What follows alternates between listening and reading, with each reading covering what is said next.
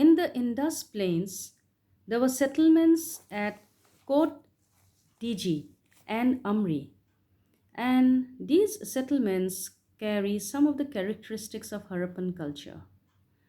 Some of the pottery and designs on pottery, uh, same similar patterns were found in other sites like the Sothi sites in Rajasthan, which is also pre-Harappan, and then some other sites in Haryana and Gujarat. Like in Gujarat, Dholavira was an important Harappan town.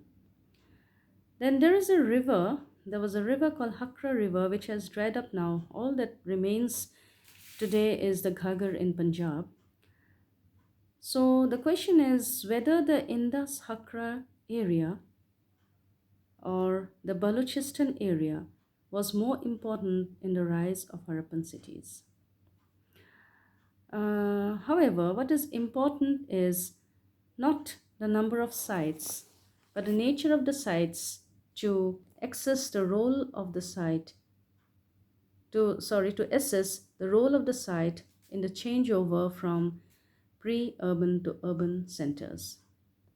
So transition most probably happened in the Indus Plain rather than the Cholistan region because the Indus Plain was more suited in terms of its location for controlling trade and also in terms of access to raw materials. And there were notable increase in the size of urban settlements in the Gujarat region. Along with the development of urban centers, there was also spread of material culture to extensive regions.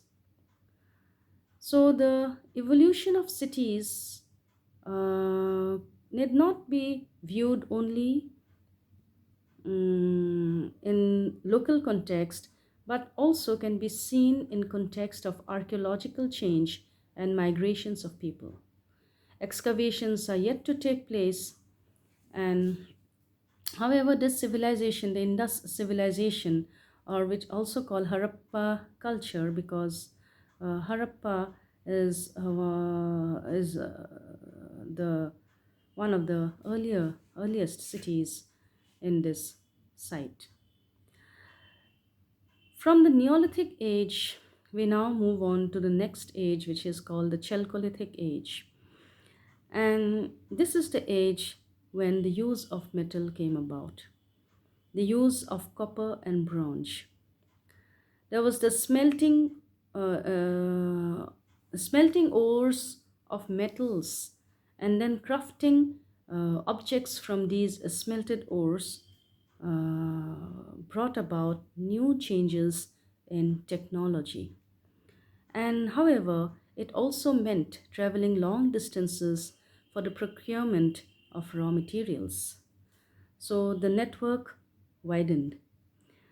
However, during this stage, the use of stone tools did not go away altogether.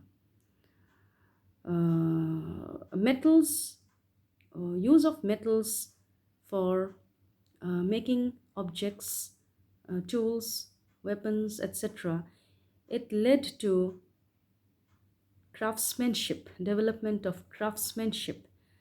And then this again brought about complexities to living patterns. That is, who should control the technology? So here we find that this can be seen as proto-history culture, proto-historic culture. That is, the Chalcolithic age can also be seen as the age when the use of script began for the first time.